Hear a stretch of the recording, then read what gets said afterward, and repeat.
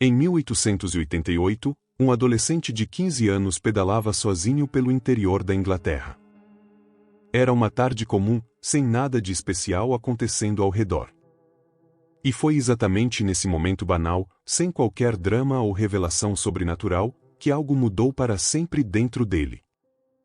Ele estava pensando no argumento sobre a existência de Deus que havia lido nos livros da biblioteca da avó, a mesma avó rigorosamente religiosa que o criou desde os 3 anos, após a morte de seus pais, e que esperava que ele seguisse uma carreira brilhante na política britânica. O argumento era simples: tudo que existe tem uma causa. Logo, o universo tem uma causa. E essa causa é Deus. Pedalando sozinho naquela tarde, o menino pensou no argumento com cuidado e percebeu, de repente, que havia um problema fundamental nele. Se tudo precisa de uma causa, então Deus também precisa de uma causa. E se Deus não precisa de uma causa, então o universo também não precisa. O argumento se destruía sozinho.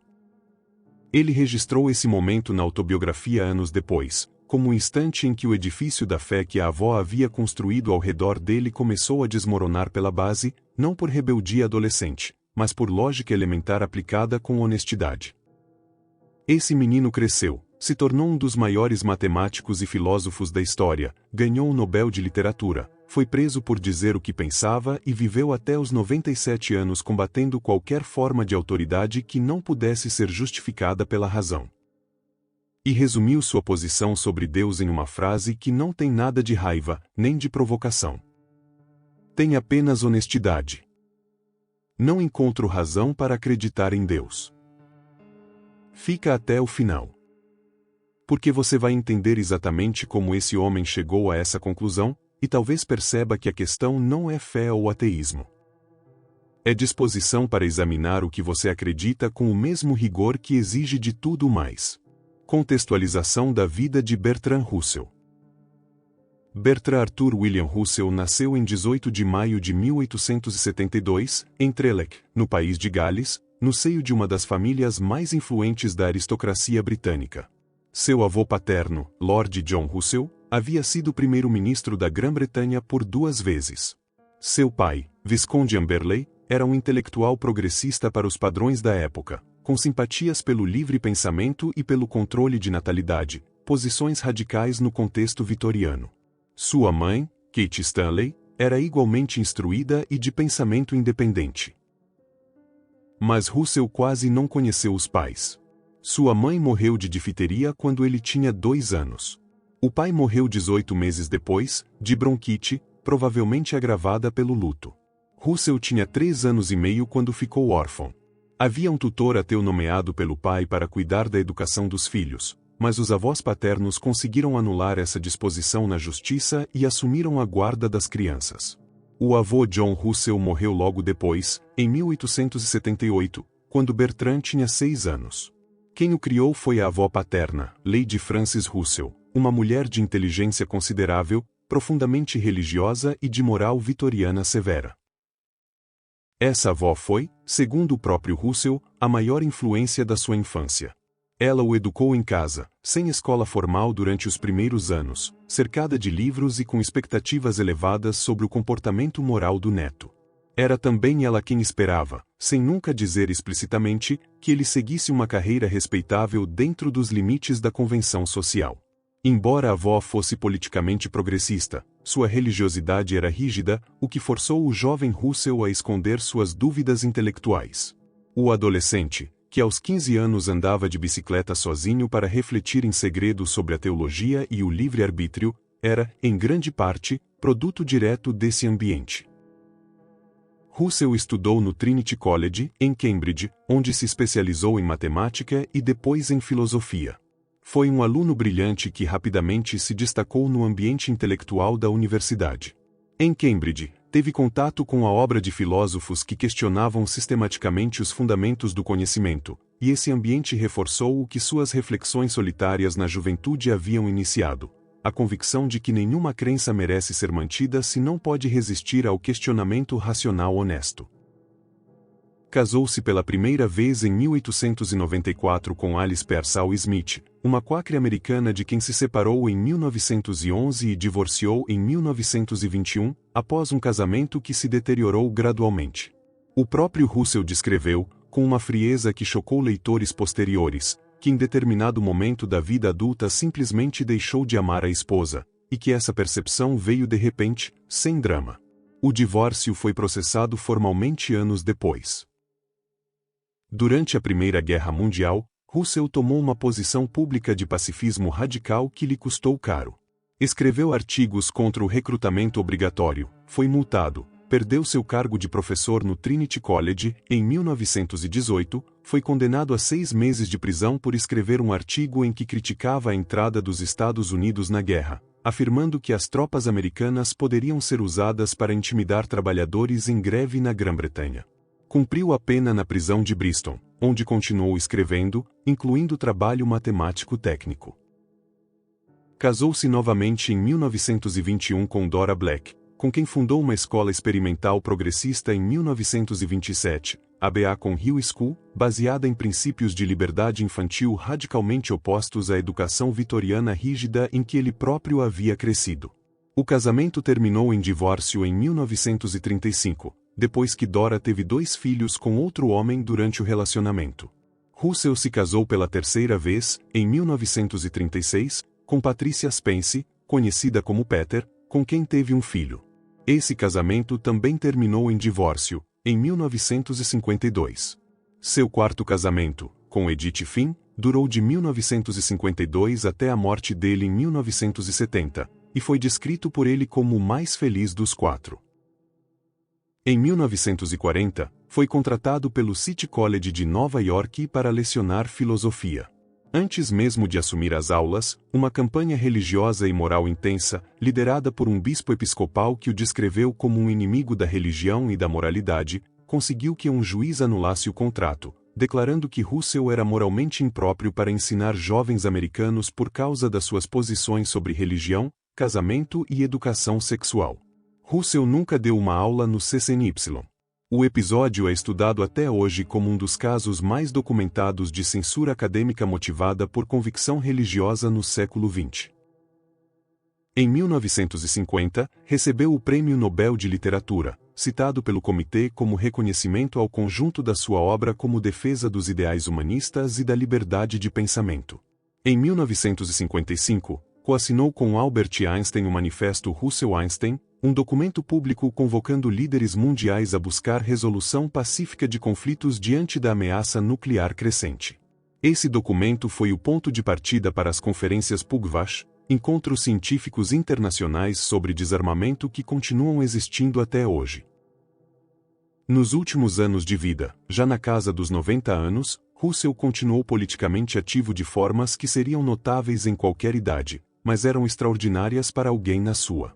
Em 1961, aos 89 anos, foi preso novamente, desta vez por participar de uma manifestação de desobediência civil do movimento pelo desarmamento nuclear em Londres. Em 1966 e 1967, organizou o Tribunal Russell, um tribunal internacional informal criado para investigar e documentar crimes de guerra americanos no Vietnã. Bertrand Russell morreu em 2 de fevereiro de 1970, em Penrhyndeldre, no país de Gales, aos 97 anos, 18 dias depois de publicar uma declaração sobre o conflito árabe-israelense. 2 obras centrais de Bertrand Russell. Porque não sou cristão. Livro que aponta falhas lógicas nos argumentos sobre a existência de Deus. Conclui que a religião se baseia no medo, não na razão. História da filosofia ocidental.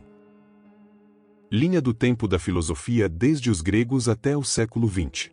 Escrita por necessidade financeira, virou um enorme sucesso de vendas. Principais pontos de reflexão. O argumento da causa primeira e o problema que ele não resolve. O raciocínio que Russell desconstruiu ainda adolescente continua sendo um dos argumentos mais usados em favor da existência de Deus. Tudo que existe tem uma causa, o universo existe, logo o universo tem uma causa, e essa causa é Deus. Russell identificou o problema estrutural desse argumento com uma clareza que nunca precisou ser revista. Se a regra é que tudo que existe tem uma causa, então Deus também está sujeito a essa regra e precisa de uma causa anterior. A resposta teológica padrão é que Deus é exceção à regra porque é eterno e não causado. Mas Russell apontava que se a regra comporta uma exceção, a exceção poderia ser o próprio universo, e não uma entidade separada e adicional inventada para explicá-lo.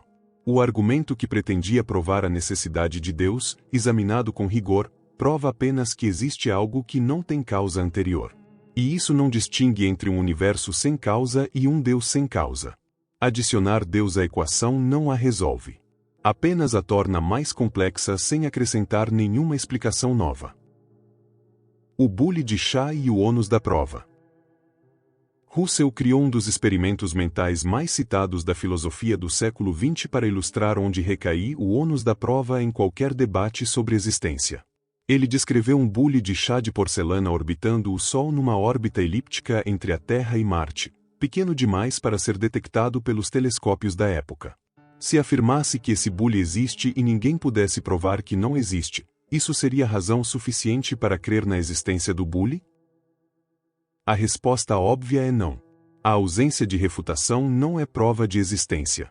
Quem afirma que algo existe carrega o ônus de apresentar evidências positivas dessa existência. Quem duvida não tem obrigação de provar a inexistência.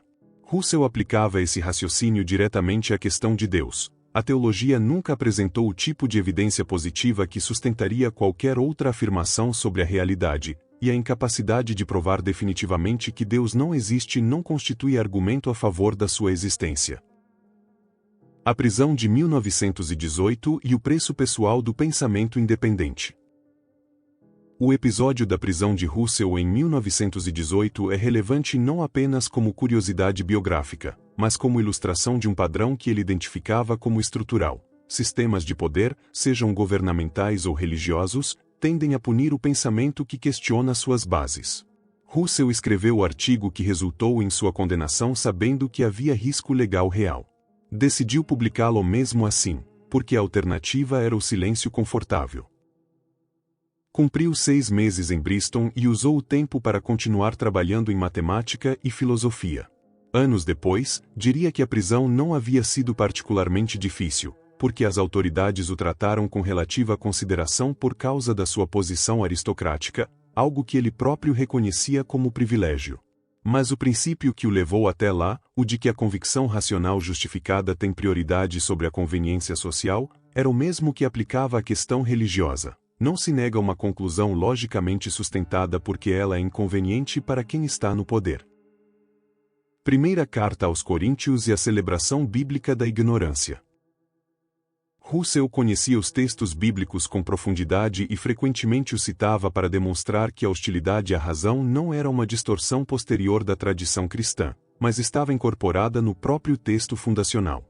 A primeira carta aos Coríntios, capítulo 1, versículo 19, é um exemplo direto. Destruirei a sabedoria dos sábios e aniquilarei a inteligência dos inteligentes. Para Russell, essa passagem não podia ser lida como metáfora inofensiva. Era uma instrução explícita de que a sabedoria humana e a inteligência são inimigos do projeto divino, e que devem ser destruídas e aniquiladas. Ele argumentava que qualquer instituição fundada em texto que declara guerra à inteligência como princípio não pode, sem contradição, apresentar-se como aliada do progresso intelectual ou do conhecimento honesto. O conflito não é acidente histórico. Está escrito no próprio documento de fundação. A censura do City College e o medo institucional da razão.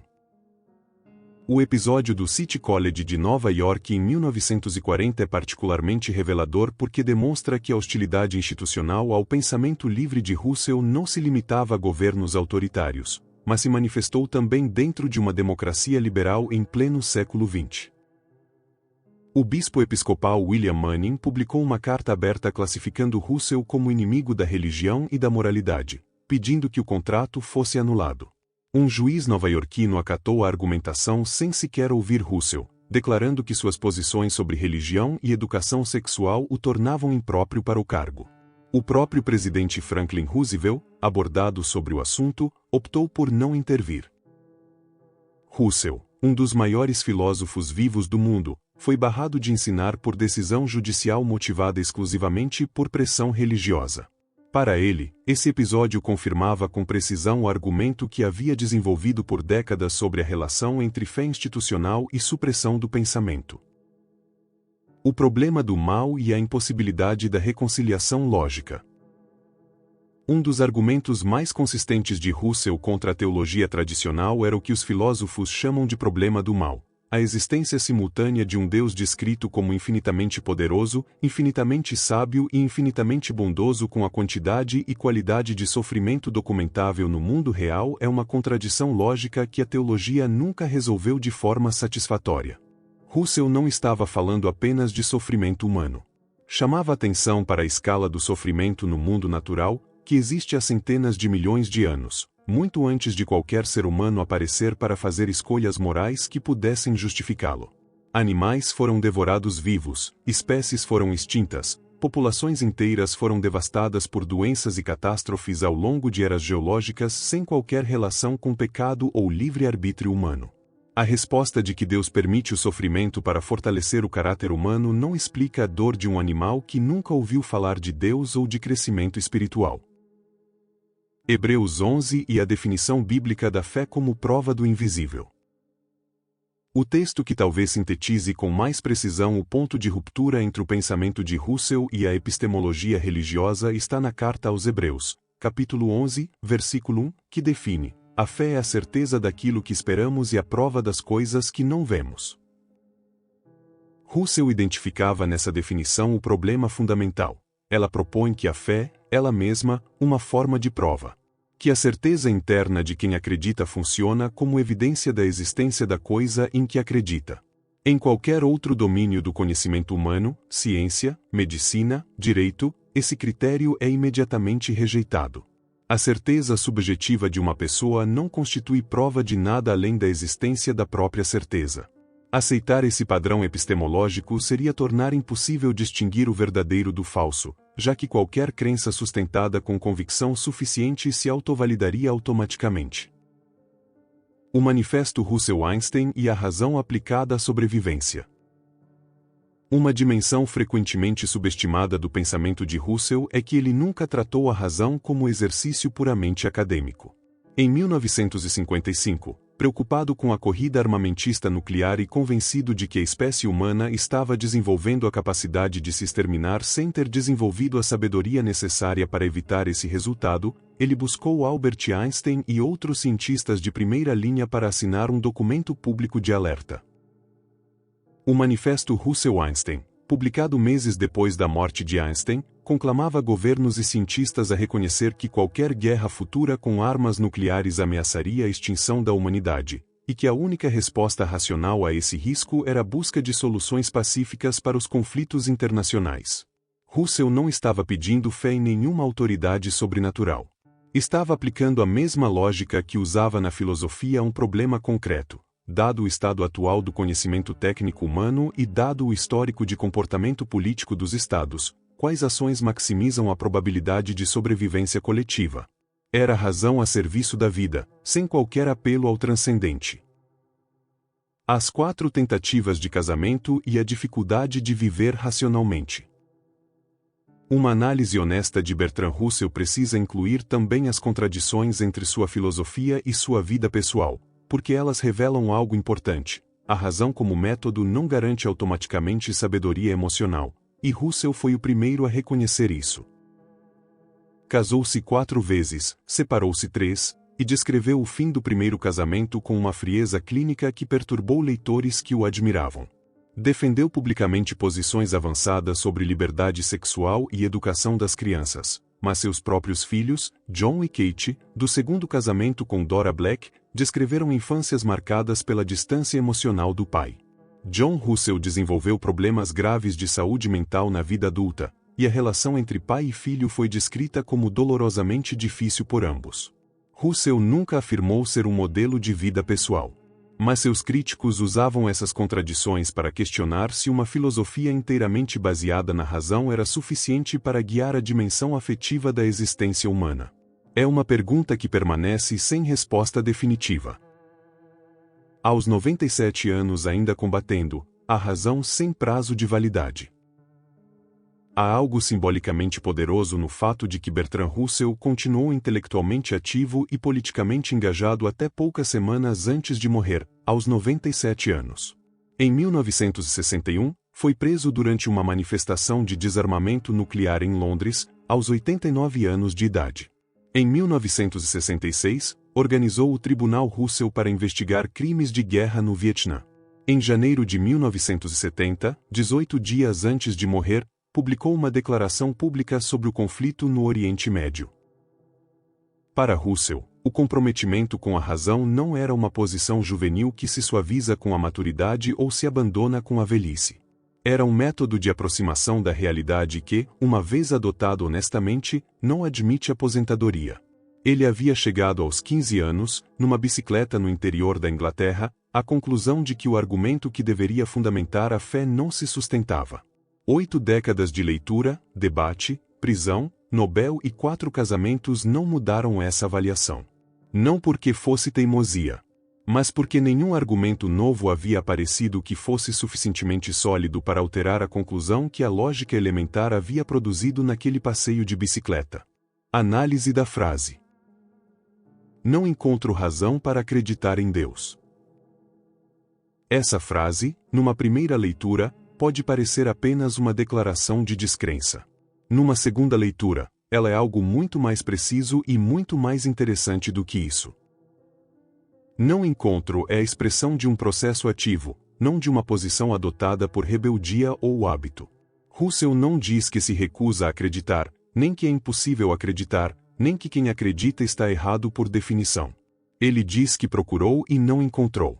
Essa formulação implica uma busca real e um resultado honesto dessa busca.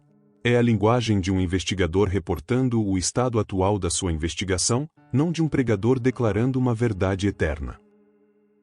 Razão é a palavra que carrega o peso filosófico central da frase.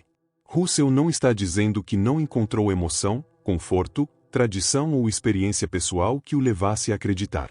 Está dizendo especificamente que não encontrou razão, argumento logicamente sustentado, evidência verificável, inferência válida que conduza à conclusão da existência de Deus. A distinção é fundamental. Ele está julgando a questão pelo critério que considera o único epistemologicamente legítimo, e esse critério não é satisfeito. Para acreditar indica que o objeto de exame é a crença em si, não a questão da existência divina tratada em abstrato. Russell é suficientemente preciso para reconhecer que afirmar definitivamente a inexistência de Deus seria também uma afirmação que excede as evidências disponíveis. O que ele está avaliando é se existe justificativa racional para adotar a crença positiva, e sua conclusão é que não existe. Em Deus, fecha a frase sem especificar qual versão de Deus está sendo avaliada, uma generalidade que Russell defendia como intencional. Os argumentos racionais tradicionais para a existência de qualquer ser onipotente, onisciente e criador do universo falham independentemente da denominação religiosa que os apresenta. O problema não é específico ao cristianismo, ao islamismo ou a qualquer tradição particular. É estrutural a qualquer formulação da ideia de um ser supremo criador. Lida assim, palavra por palavra, a frase não é um ataque. É um relatório. Um filósofo de 97 anos, depois de examinar os argumentos disponíveis durante décadas com toda a competência técnica que possuía, reportando o resultado da sua investigação da forma mais honesta e mais econômica possível. Bertrand Russell passou quase 8 décadas examinando essa questão com mais rigor do que a maioria das pessoas aplicará a qualquer problema ao longo da vida inteira. Não chegou à sua conclusão por preguiça nem por rebeldia. Chegou porque examinou os argumentos disponíveis e encontrou, um por um, que não se sustentavam. Deixa um like se esse roteiro te fez pensar sobre a diferença entre ter uma crença e ter uma razão para ela. E comenta abaixo, você acredita que existe algum argumento racional novo, que Russell não teria encontrado, que justificaria hoje a crença em Deus? Ou a questão permanece exatamente onde ele deixou? Aqui no canal Ensinamentos Brilhantes, não questionamos apenas as promessas divinas. Questionamos sua utilidade real para a vida humana. Inscreva-se para mais análises como esta. Até o próximo vídeo.